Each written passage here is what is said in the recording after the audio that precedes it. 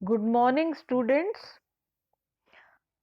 आज हम BSc part first का paper second microbiology, mycology and plant pathology, इसका टॉपिक पक्सीनिया कंटिन्यू करेंगे।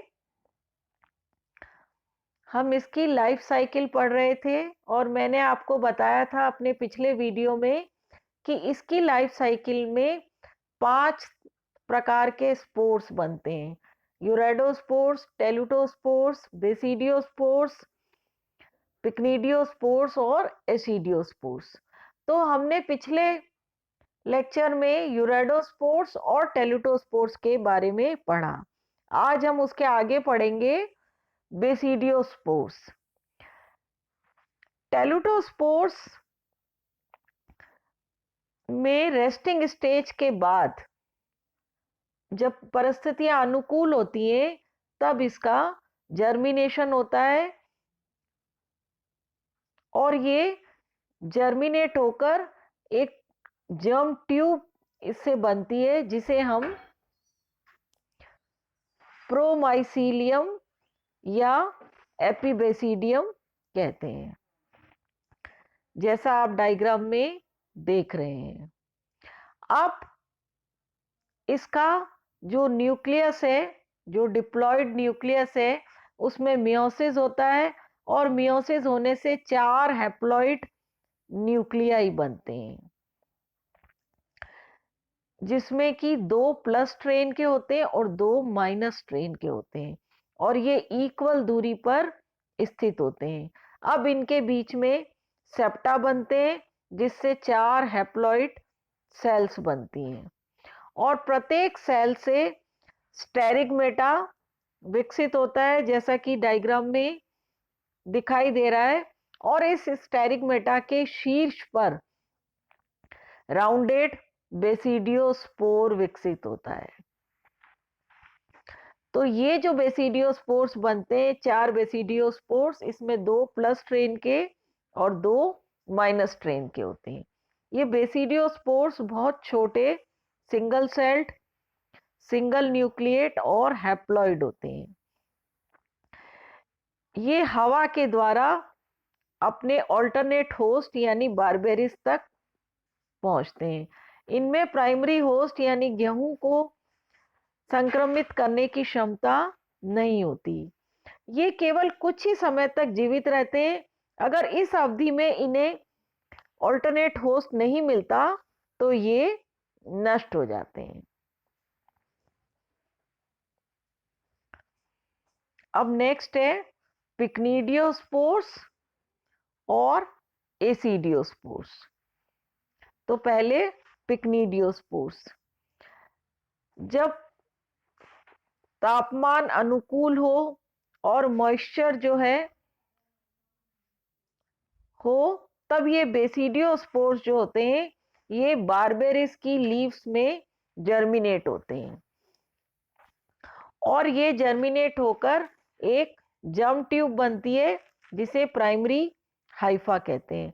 और ये प्राइमरी हाइफा फिर होस्ट के टिश्यूज में वृद्धि करके मोनोकैरियोटिक माइसीलियम का निर्माण करते हैं और होस्ट में पेलिसेड टिश्यूज के नीचे इस माइसीलियम की एक पूरी परत बन जाती है। अब जो माइसीलियम जो होता है वो लीफ की डॉर्सल सरफेस पर ग्रीन स्पॉट्स के रूप में दिखाई देने लगते हैं।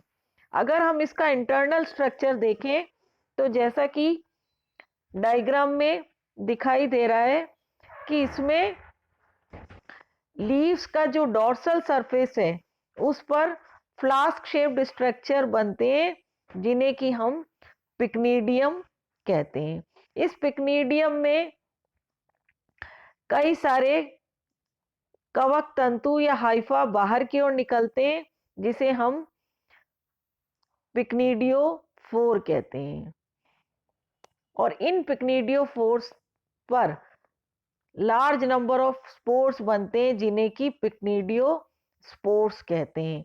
ये भी प्लस और माइनस स्ट्रेन दोनों तरह के होते हैं और इनके बीच बीच में पैराफाइसिस प्रेजेंट होते हैं। ऊपर की तरफ एक ऑस्टियोल यानी एक छिद्र प्रेजेंट होता है, जैसा कि डायग्राम बी में देख रहे हैं। और अब जो इनका मोनोकैरियोटिक जो माइसीलियम है वो डाइकैरियोटिक माइसीलियम में स्थानांतरित हो जाता है। अब हम लास्ट स्टेज पढ़ेंगे, दैट इज एसिडियोस्पोर स्टेज, जैसा कि आप डायग्राम सी में देख रहे हैं। पत्ती के डोर्सल सरफेस पर पिक्निडियोस्पोर्स बनते हैं, जबकि वेंट्रल सरफेस यानी नीचे की तरफ एसिडियोस्पोर्स बनते हैं। तो ये जो डाइकैरियोटिक माइसीलियम होता है, इससे निचली सतह पर कप शेप्ड संरचनाएं बनती हैं, जैसा डायग्राम में दिखाई दे रहा है। इसे एसिडियम कहते हैं। तो अब पत्ती की वेंट्रल सरफेस पर रेड या येलो कलर के गोल धब्बे या स्पॉट्स दिखाई देते हैं और प्रत्येक एसिडियम जो होते हैं उसमें ये द्विकेंद्र की कवक तंतु या हाइफा जो होते हैं वो निचली बाह्य त्वचा की ओर लटके रहते हैं, जिसे एसिडियोफोर कहते हैं। इन एसिडियोफोर से अनेक बाइन्यूक्लिएट सेल्स का निर्माण होता है, जो कि एक श्रृंखला में व्यवस्थित होते हैं और इस श्रृंखला में छोटी और बड़ी कोशिकाएं ऑल्टरनेट क्रम में व्यवस्थित रहती हैं, जिन्हें एसिडियोस्पोर्स कहते हैं, जैसा कि डायग्राम में दिखाई दे रहा है। और इन सेल्स के बीच बीच में डिसजंक्टर यानी वियोजक कोशिका प्रेजेंट होती है और इस एसिडियम के चारों ओर एक वॉल होती है जिसे पेरिडियम कहते हैं। जब लार्ज नंबर ऑफ एसिडियोस्पोर्स बनते हैं तो इन पेरिडियम पर दबाव पड़ता है, जिससे बाहर की ओर जो एपिडर्मिस जो है वो फट जाती है और ये एसिडियोस्पोर्स जो होते हैं ये बाहर आ जाते हैं और बाहर आने के बाद इन्हें ये पुनः बारबेरिस के पौधों को संक्रमित नहीं कर पाते और ये अपने प्राइमरी होस्ट गेहूं को संक्रमित कर सकते हैं। तो ये हवा के द्वारा दूसरी जगह पहुंच जाते हैं, यानी अपने प्राइमरी होस्ट पर पहुंच जाते हैं और वहां अंकुरित होकर फिर से इंट्रासेल्युलर स्पेसेस में डाइकैरियोटिक माइसीलियम बना लेते हैं और जिनसे पुनः यूरेडोस्पोर्स का निर्माण होता है। और ये जो डायग्राम देख रहे हैं ये इसकी लाइफ साइकिल है। तो आज हमने ये कंप्लीट कर लिया पक्सीनिया। Thank you.